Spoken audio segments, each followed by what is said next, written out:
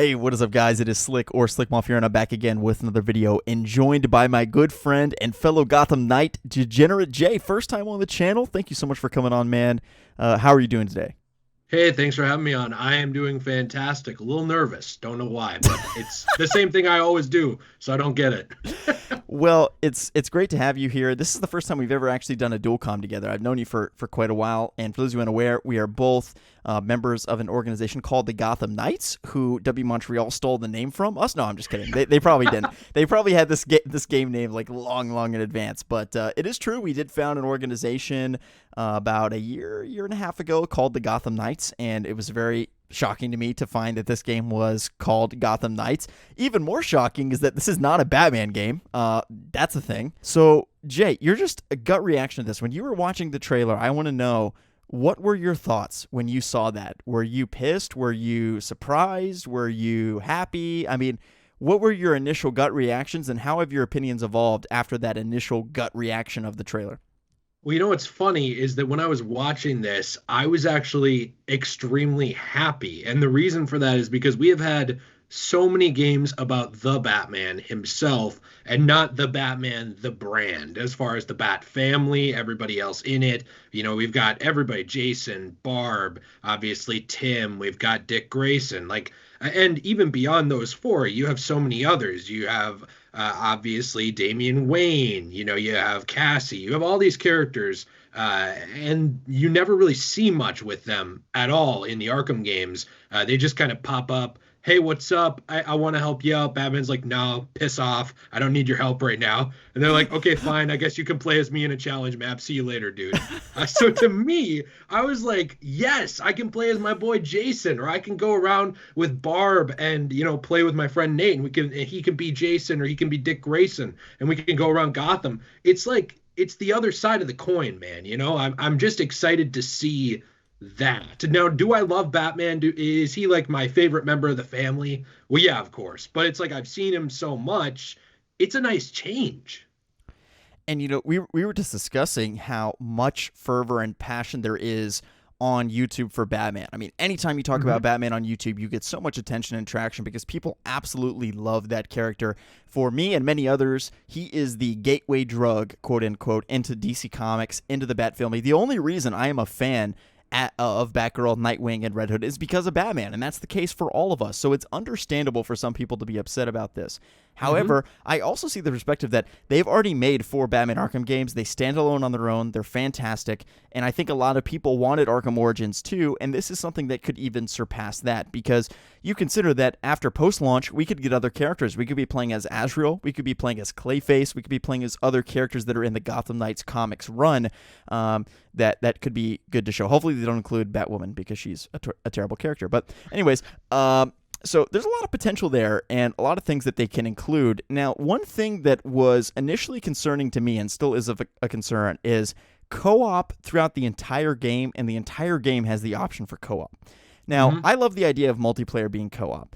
To me, though, when I hear a game where the entire story can be played via co-op, it raises some red flags for me in a way. Does it for you, or is it just me? It does somewhat. So here's my problem with it. The games that I've had experience with like that are bad. So The Division 2.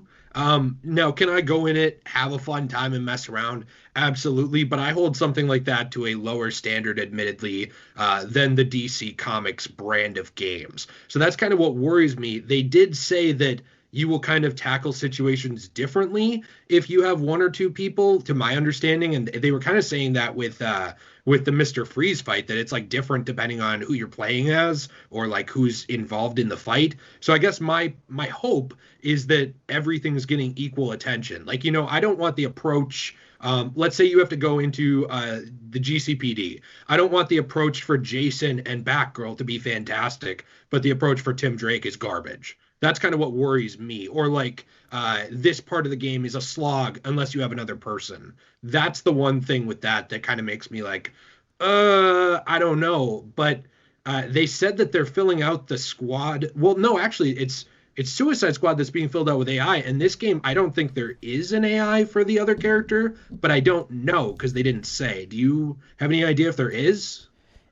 If an AI character fills in that second role for you?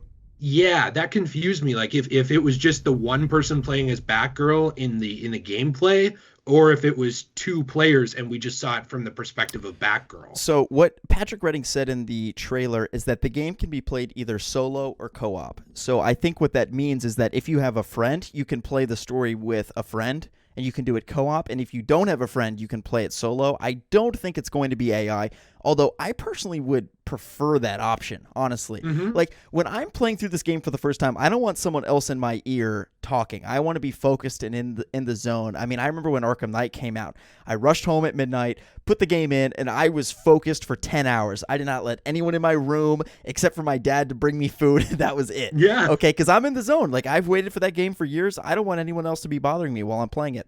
And I think it's the same thing with co-op, and that's the thing with co-op games. I'm wondering too, let's think about Arkham City, okay? Assume that Arkham City was the same model where it's co-op and you could have multiple allies that can assist you. So when you go into Wonder Tower to confront Hugo Strange, if you have three different characters, that it could be Batgirl, it could be Nightwing, it could be Red Hood that's with you, then the lines that Hugo Strange says to you depend upon who is your ally that is with you, and what your ally says back to Hugo is also going to be different, and it creates all these different branching avenues. And what I am concerned about is that they're not going to adequately compensate for that, and that the story will not be tailored enough to those different avenues and possibilities. And I think at a certain point, when we're dealing with the Court of Owls, that needs to be a structured, linear story, to the point in which I'm a little concerned about how co-op plays into that, and if that will basically water it down so much that they feel like they can't do enough, and that there's so many different branching avenues where if like, oh, I go in with this character or this character, it changes things totally, and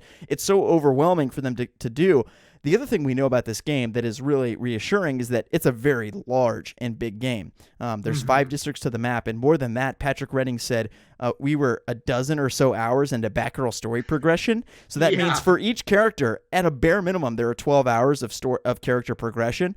Multiply that times all the other 3 characters, we're looking at least 50 hours, and that's at a bare minimum. That's assuming that that's the end of Batgirl's story. So obviously, character progression is a bit different than like story progression. I'm not saying the story plot is going to be 50 hours, but I do think this is going to be a very robust and large game. The real thing that I need from this game is like, okay, I have no doubt that they're going to master the side missions, that they're going to master the open world, they're going to master that stuff. And that's going to be great. But the main thing I need to see is a compelling and strong plot that rivals the Batman Arkham games in terms of how compelling it is. And that means strong character moments, compelling character beats that we've not even gotten in some of the previous Arkham games. And I think that might be difficult to do if it's purely a co-op game. But as long as we have those CGI cutscenes there, I mean, people complain about cutscenes, people complain about QTEs. I am all for them because I need a structured linear story that is compelling and tells a strong narrative, and that's really where I fall on the co-op aspects of it. Yeah, I think that the issue, like you said, it becomes, does the character dialogue become generic? Like, does Jason just fight against, say, Freeze? And if he's fighting against Freeze, his lines are more generic than if Barb is. I think that's where the issue would be with this, because they do call this an open world action RPG. And what kind of, I guess it's going off what you said. The concerning part of that is how open. I love open world games. I want an open world. I love that. But once you get into a building where you're confronting a character, you can only have so much of those elements before you have to become, not to completely take a dump on the Division 2 here. I feel like I am, but something like the Division 2 or Ghost Recon Wildlands, where it's like they just throw out random words like shitballs or here's a grenade, eat it, and you just have these generic lines repeated, and you don't want that. You want these characters to have this depth to them, especially if we're going with these characters. You don't want it to be, well, you could have swapped this out for a different brand and it wouldn't have made a difference. Right. Or I even, you notice that line where Batgirl repels up, or no, excuse me, the ice collapses and she slides into the mountain, and then she catches herself. She stands up and then she tells Robin, don't tell anyone that happened, or like, if anyone asks, I meant to do that. And he's like, yeah, sure thing, or something like that. Mm-hmm. He has some snarky reply. I wonder if all the other characters just slightly changed that, where like Red Hood is a bit more of a dick about it, and he's just like, yeah, whatever. And then Nightwing is like, and then he's like, Nightwing is kind of funnier and even more sarcastic about it. That type of thing, you know. And I get exactly what you're saying. It can't be overly generic, and it has to be genuinely customized. If you're gonna do this, and we can pick whether we address the Mr. Freeze, you know, situation with either Red Hood or Nightwing or Robin, then you need to actually make 4 different versions of that mission. That is the only way you can make that in a compelling way. There is no other way to do it. And these characters need to be talking to each other thoroughly. Just like a good sample of that is actually the Batgirl DLC in Arkham Knight, where they're talking a good bit throughout it, and it has to be that way. Otherwise, it's going to feel like a Lego game. I mean, there's no other way to put it. And it's got to feel like a AAA Batman game where each of these characters have unique relationships amongst one another. And more than anything else, we want to see a thorough Bat family drama. For instance, we saw in the trailer, Red Hood is just mowing people down with those pistols, dude. I mean, he is murking people. Is Batgirl okay with that? Is Nightwing okay with that? It can't just be focused on the gameplay. Those, you know, we want to see Bat family drama and see some of the differences in philosophy between those characters. And ultimately, it all comes down to the compelling narrative. That is what sells these games. That is what makes the games as fantastic as they are. And gameplay, I get it. Games are about gameplay. I totally understand it. But for us, we view, after Batman Arkham, there is no way that we can view any DC Comics video game as anything other than a better DC movie that also has gameplay, right? Like, that's what Rocksteady has done to the industry, is that they gave us games where the plot is even better than some of the best movies that we could even see with these characters, right? And since that, I'm totally for them revolutionizing the combat, abandoning free flow combat. That's their choice to do, but they can't abandon the compelling story. It has to be a fantastic plot. That's really what it comes down to me. Yeah, I completely agree with that. And I think, too, in terms of the drama, like you said, so you have Red Hood shooting people, and they don't tell you this, but then on the site, they say that he reconciled with Batman and the Batman family, and he embraced non-lethal combat methods. So it's like, but in the comics, right? That does happen for a while. But he kind of goes back on it a little bit, and you have like a little bit of a regression, or you have the fact that he's using these guns still, and even though they're basically tasers, the Bat family's not a fan of guns. Like, they have a bad history with these things. Right. So it kind of still needs to be brought up. It can't just be like, hey, we're cool now. That's it. I'm just Robin with a red helmet. Like, that's not how it really works with this character. And you have that with every character, like you said. And also, there's some weird, not to take it off track from that too, but I do think that there is some interesting or concerning elements with some character designs. So, for example, Tim Drake is fine, but he kind of looks like Damian Wayne on a budget. And so because of that, I'm wondering, are we getting a lot of cosmetics here? Because Avengers was marketing that almost right away when we saw like gameplay, like, hey, check it out, we got all these skins, all this stuff.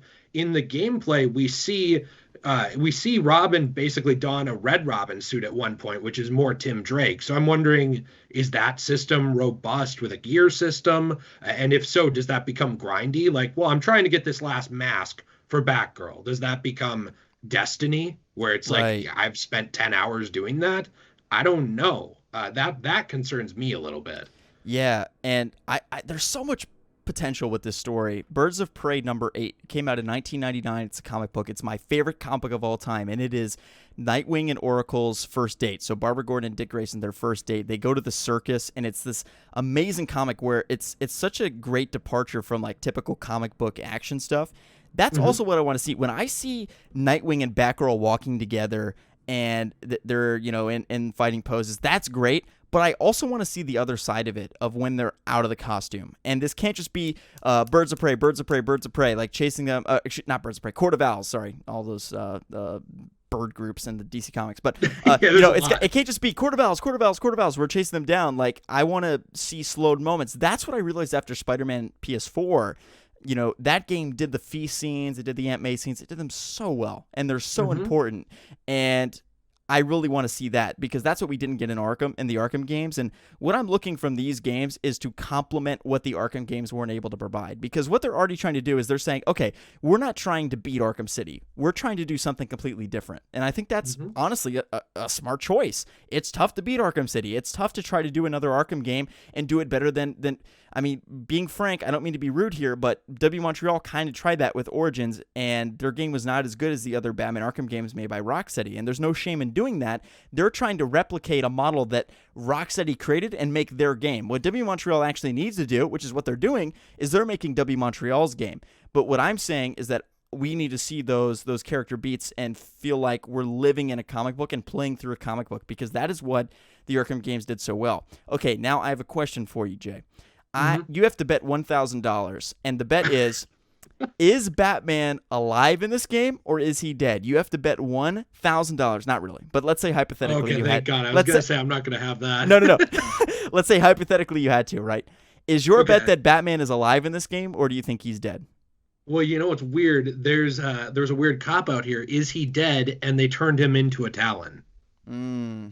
That's a weird one. But you do see the Talons hanging. Did you notice that? They have like the animated reanimated coffins in the background of one scene. Right. And you see one of the Talons there. So my question is, did they take Batman and put him in the maze? Is he alive? I mean, to answer your question, like in the most straightforward way possible, Batman is not permanently dead in this universe. Whether he's dead or not, I don't think he's dead. I don't think that works. I think that they're not making a one-off game here. What I don't understand is the connections here. So it seems like parts of this were either reworked from a sequel to Arkham Knight, or it's just coincidence that the Batman dies in an explosion at the beginning. Yeah, that is weird, right? Yeah, I don't get this. And now Rocksteady's saying that their game, sorry not to keep making it about Suicide Squad. No, you're good. You're good. They were saying that's like a straight up connection or a direct continuation of the Arkhamverse or the Arkham universe, which I also don't believe, because now Deadshot is not the generic looking white guy he used to be. He clearly is inspired by the actual movie take on him, and King Shark doesn't have a massive hole in his head. So I'm very confused, unless they're just completely retconning out who Deadshot was or replacing him and saying, oh, Assault on Arkham now is permanently not canon, even though they marketed that game as being, or movie as being canon. There's a lot of weird stuff here. Are these games connected? Are they not? Is this a continuation of Arkham in a way? Is it not? Because if they're connected, it would have to be, but they already said this isn't. So my brain is just sitting here like frying out, trying to understand what's going on. Yeah, I'm happy that it's connected to Arkham, but they have a lot of explaining to do. But there's also great potential. Like, this is literally Arkham Harley that we are seeing in the Suicide Squad game, and there are so many opportunities to reference back to Batman. Like, imagine we're just playing this game, and in that trailer, she made a reference to just like, yeah, remember when Batman killed the Joker in Monarch Theater or what have you, and you have that connection there to the Arkham games. That's a great way to bridge that gap there. I also agree. I think that Batman probably is alive in some way. I said even 2 days ago, as recently as 2 days ago, partially because I kind of felt bad because I'm the one, I was making all these videos of like new Batman game, and then all along it wasn't. And so, I mean, obviously people were disappointed about that. But to be fair, the main tease that they had for this game was the Court of Owls, right? That's what they had been kind of teasing for a long time. The Court of Owls is not a back row villain. The Court of Owls, they are not a Nightwing villain. They're not. They are a Batman villain that was created for the Batman run. So it's only reasonable to assume. I don't think that any of us are idiots or naive to assume that it was going to be a Batman game. I'm totally fine with this direction, but I'm just saying that I think it's a little bit stupid to be, to be like, oh, you shouldn't have even assumed that. And it's like, what? Okay, anyway. So well, no, and not to cut you off completely here, but the thing is too, people are gonna say like, well, this is semantics. Jay's getting into semantics here to defend what he said. I would argue this is still a Batman game in a way. This has the Bat logo on it for Gotham Knights. Yeah. It references Gotham. Every single character basically has a bat on their chest for the most part. I mean, this is based on the Batman brand. And so I think a lot of people were so focused on like it being Batman the character, myself included, that it's easy to forget that Batman is a brand outside of just one man. Right. Also, I think that the community members who would get mad at us for talking about the teases anyway would get mad at us regardless of what was revealed. So I don't feel That's a too good point. bad. We were going off what we had. And the other thing is, this creates a whole new avenue for like flashback scenes of I would love to see the Bat family being trained by Batman. Oh yeah. And that would be really cool to see. I'd like to see how they're coping with this. And they also mentioned in the reveal how the story is much deeper than just the Court of Owls, and I'm really excited. I think that there's a lot that they can do here.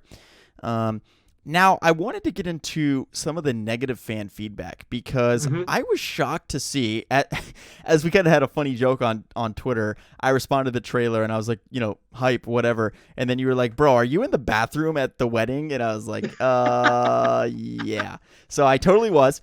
And anyway, I was hyped at first, and then it was weird to see that people were unloading. And even when you read the comments on the main tweet that they have, the most thumbs up or liked tweets or responses are negative. They're like, I can't believe this. This looks like Avengers. This is no Batman. I don't care.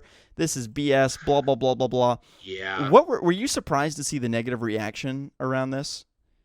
I don't want to come off like a jerk because I think I can come off really petty in this conversation because I did say, I think I had a tweet where I made a joke where I was like, oh, I can't wait for but it's not Batman, and immediately that's what happened. And I got into kind of a bit of a semi argument with some people about it because they were like, basically saying like, well, just because you like this doesn't mean other people are going to and all this stuff. And it's like, yeah, my problem with this community and with the gaming community in general, and it's not the community as a whole, it's like a few people, is that no matter what is revealed, so many of us are into these characters, somebody's going to have a problem with it. And if you look at the trailers on actual YouTube from DC, they are mostly positive. I think they're above 80% positive like ratio, or at least they were when I checked yesterday. So I think that Twitter, those people should not be ignored. Like, I think that their concerns are valid. However, when the concern breaks down to new thing bad or because Batman's not in this, I'm choosing to actively not like it. To me, that's where I kind of am like, I don't know if that's the criticism. I think the criticism should be the stuff like what you said with how the characters interact. So, like, for example, and not to take it back there, but I thought of this while you were talking about it. Here's a concern. If the AI doesn't fill another slot, do we get character moments at all? Or is it just dead silence as Red Hood moves through a building? Those kinds of things are a concern, not Batman's gone, so the game's bad. That's the one criticism that actually annoyed me. And I know it shouldn't. I didn't make this game, but I was like, dude, if you think Batman is just Bruce Wayne, you're missing out.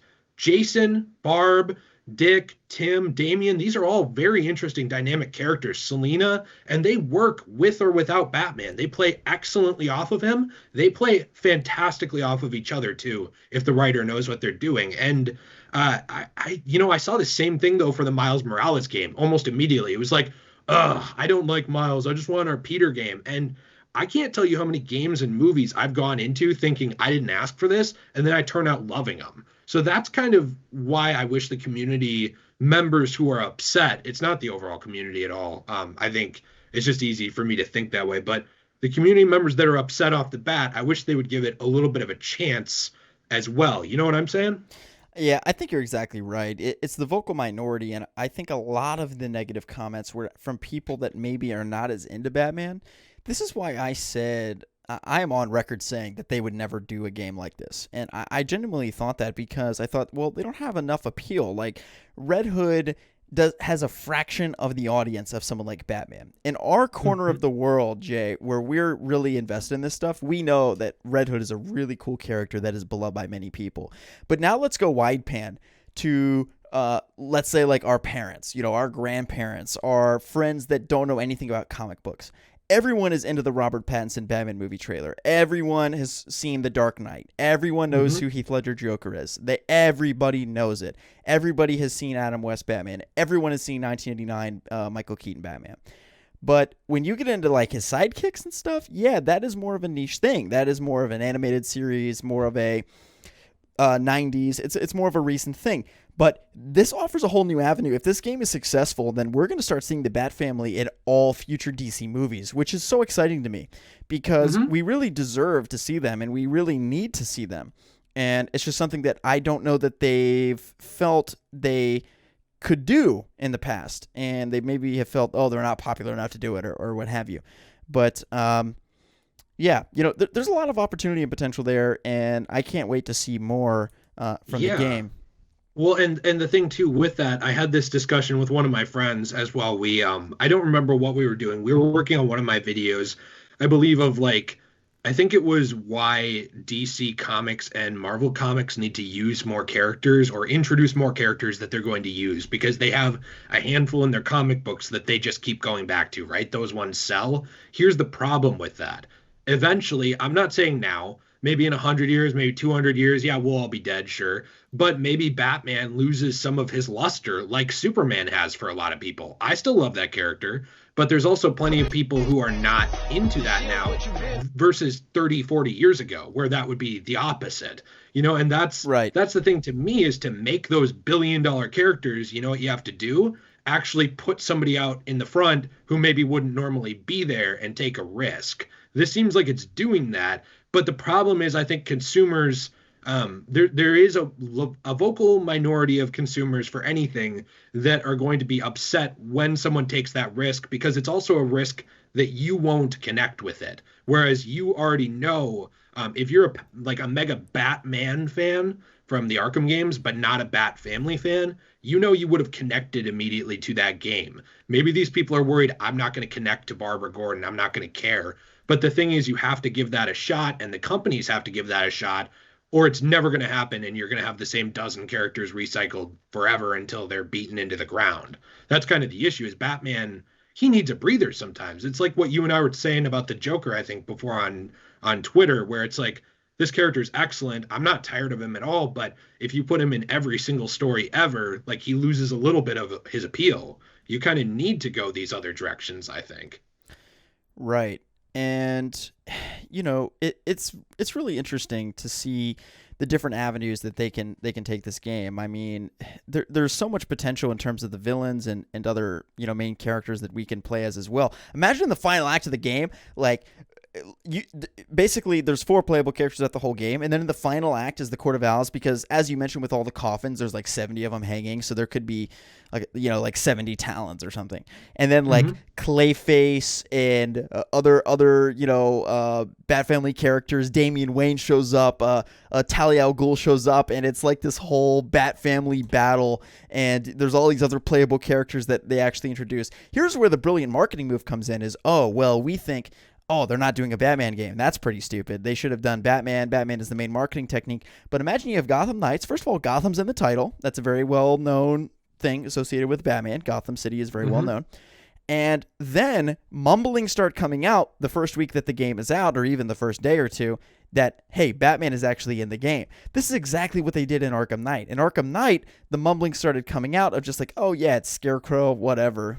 People don't really know who Scarecrow is, but and they certainly don't know who the Arkham Knight is. Who the fuck is that? And then the rumors start coming out of like, hey, Joker's in this game. And then everyone's like, what? Joker in the game? How? And then that sparks interest and intrigue in people. And then like, I've got to see that. I got to see how they bring the Joker back from Arkham City. It's probably going to be the same thing here of, it's going to be like, hey, Batman actually does have involvement in this game somehow, some way. Who knows? They could do so many different ways. He doesn't have to be physically alive. As I said, it could be flashback scenes. It could be that he's disappeared and there's some mystery where the Court of Owls have potentially kidnapped him and they don't know for sure that he's dead. They find some evidence that the Code Black was actually created to protect the Bat Family, and so that the Court of Owls thinks that he's dead, because if the Court of Owls know that Batman is alive, then they're going to utilize the other Gotham Knights to get back at Batman, who is ultimately their arch nemesis. So they're going to cause bodily harm to the other Bat Family members, which of course Batman doesn't want to do. That's why he fakes his death all the time in the comics, because he doesn't want for his enemies and adversaries to hurt the people close to him. So, once he's dead, you can't get revenge on someone that's dead. So yeah, that's ultimately the reason there.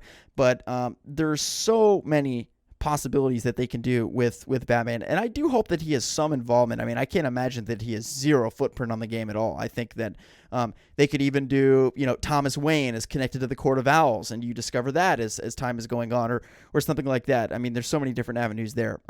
Let's discuss the release date. If you remember, we had heard some mumblings that the game was going to be coming out in late 2020. And I was watching a Kind of Funny Games reaction from a guy that actually had inside information on the game. And he had discussed that a lot of people had heard that, right? I mean, it wasn't just one person. I mean, there were a couple people saying November 2020. And two things that complicate this here. So one, as we mentioned, I mean, the game has been met with a little bit of a mixed reception, certainly more so than, let's say, a Batman Arkham game, right? Batman Arkham Knight, when it's announced, it's smooth sailing. People are like, wow, the Batmobile looks great. All the negative feedback comes after the game comes out. If only they knew. Exactly. So with this game, it's going to be a little bit more of an upfront concern, and then I think once the game is out, people are going to be like, okay, this is actually really good. But because of the negative feedback, especially surrounding the gameplay, we could see the game pushed back a little bit. Probably not in 2022, but I don't know. Just were you surprised to see this is a 2021 game? And do you think that they could have been aiming for late 2020? This is what the Kind of Funny Games guy said, is they were aiming for late 2020, and this could be a Q1 or Q2 2021 game. What do you think about that? I think that'd be interesting. I'm surprised if it's mid 2021 though, because obviously we get games in the middle of the year, but you don't see many AAA games that are just pushed out in the middle of the year. Everybody holds on to them for the holiday season. So that's weird in and of itself if that's the case. I do think that it's hard to say because with the whole virus that happened, like the pandemic and everything, I think that maybe things were pushed back over and over again. I mean, we had those symbol teasers, dude, 6 months ago? Like right before everything happened? 8 months ago. 8 months ago. Yeah. Holy cow. It's even longer. So my personal take, and this is all speculation on my end, so I mean, put on your tinfoil hats for a moment with Jay, is that I think they were teasing to actually get ready and unveil this at E3.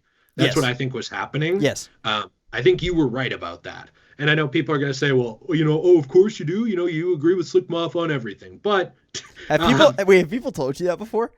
Yeah, people have told me that I just agree with you and Erogen and everybody else, that I'm just super agreeable and just say no, they didn't do anything wrong. But the thing is, I think that we've been reporting on stuff that was true at the time. That's just my thoughts, that this was getting geared up for an E3 reveal. We had everything happen. The ARG was put on hold. This game was in pre-alpha at the time, or pre-alpha at the time when they were teasing it. It is now finally being shown off pre-alpha footage. To me, that doesn't mean that it was going to be done. Well, maybe it was going to be done near the end of the year, maybe. But to me, that means that they weren't teasing this 8 months ago for a month just to wait then 8 more months and show a pre-alpha. That doesn't line up timeline-wise, does it really? It doesn't to me. No, you're exactly right. So, I mean, you got to think they were planning to show the game 3 months ago. And when have you heard of a game that when it's announced, it shows gameplay? I mean, that is very rare. It's legitimately rare for a game to come out. And of course, what they're always going to say it's pre-alpha, because what that means is when there is negative criticism of the gameplay, it's pre-alpha. Yeah, that's true. It's a defense mechanism for WB. I'm not assigning any malice to W Montreal. That's industry standard. The game is not out of beta until the game literally comes out. You notice that Marvel's Avengers, they said it was in beta and we're playing the beta. The game comes out in literally a week and a half, okay? Mm-hmm. That's not a beta. That's the game. You know what I mean? And it's the same thing here, pre-alpha. Whatever. I'd like to take that moment to also say that any of my videos that have been bad are still in pre-alpha. So I just want people to know that. Anything that's come out good is a full platinum retail release on YouTube. But all my bad videos, because they do exist, they're pre-alpha. Maybe I'll get back to them, or maybe they'll be abandoned like every Superman game. Yeah, exactly. So, yeah, no, it's really promising, man. I mean, I'm keeping my fingers crossed. As I said, that Kind of Funny Games commentator thought that this was going to be a summer 2021 game, and I could totally see that. I mean, Arkham Knight came out in the summer. Yes, it was delayed from October. And Yep. so they could be eyeing October, November. We'll just have to wait and see. I think October and November is a long time away. I mean, dude, literally that means they released Arkham Origins in fall of 2013. That means 8 years between. Dude, Yeah. Like, what? And speaking of consider that, consider this too, really quickly. AT&T is legit going bankrupt. This is a company in desperate need of cash flow. They're probably going to be pressuring getting this out the door and then fixing the game as needed. It's probably going to be a Marvel's Avengers situation where the multiplayer. I'm going to be totally honest. I think that at launch, if this is the case, and AT&T is going to be pushing this game, which is likely true, they're in $200 billion of debt. That's probably the most likely scenario of what's happening right now.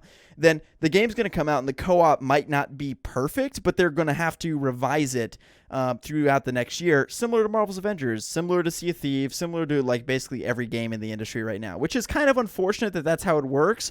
But also, I'm in the perspective personally where I want the game as soon as possible. So summer 2021 sounds great to me if anyone's listening to this. So yeah. No, yeah, I completely agree with that. I think that it's difficult because the game can come out. I don't want to encourage this, but the game can come out not perfect and still be very fun. I mean, I agree with your take on Marvel's Avengers. Like, I went and I played that myself, right? That's an enjoyable experience. Is it perfect? No, it'll get ironed out over time. When it launches, I will get it. I'll probably play through it for my Let's Play channel on like just the base story mode. Then I'll leave it alone for probably half a year till they add in a bunch more stuff and patch it up. I don't like, though, that's the direction, but it seems to be the direction for the games as a service. So I guess it begs as a question, how much is this a multiplayer games as a service game or not? And how integrated are those aspects to it? Because like you said, I think that will definitely affect your experience. Like maybe if there are AI in the game, maybe your first time through would be more fun with an AI because you won't need that patched up. Or maybe the AI pathing will be so terrible that it'll be like Resident Evil 5, where you have an AI companion that's awful. I don't know. Yeah, exactly. So let's wrap up talking about the gameplay here. I wanted to get your thoughts on the gameplay. One thing that really excites me about this game is how the characters can play entirely differently. So for instance, someone pointed out that, well, Nightwing and Red Hood, they have no cape. They can't fly. So their free roam is going to be completely different. So first of all, you can fly around the map. We saw that with Batgirl, free roam flying, and of course, and that's to be expected. And then you also have Batbite gameplay. So that's one thing to consider is how will these characters traverse differently. Robin can teleport, so that's cool. And then, other characters will kind of move around differently. Red Hood is a ranged attacker, most likely, using his weapons. That's going to be totally different than someone like Batgirl.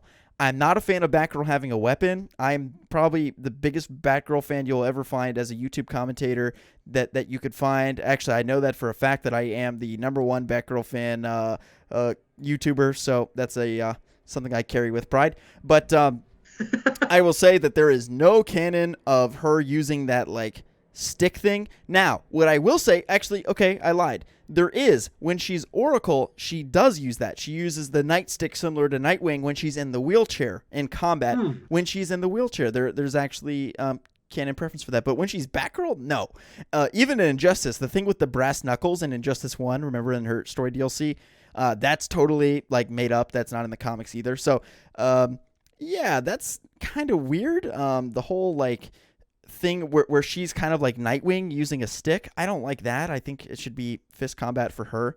But the point being, on the whole, that's a minor nitpick because I'm such a big fan of that character. I mean, on the whole, we have a Red Hood who's going to play completely differently than someone like Red Hood, who also can't fly, and then someone like Batgirl who can use cape physics, and it's going to be great to see the variety of the characters, and ultimately I think it all comes down to each of these characters have a lot of gadgets, a lot of abilities, and a lot of customization in terms of their suits and abilities and skill trees and things that you can unlock, and that'll make the characters a lot of fun to play. And I also want to ask, I know I'm asking you to review the gameplay, just more broadly, but also who do you think your main your main will be in the game if you had to think?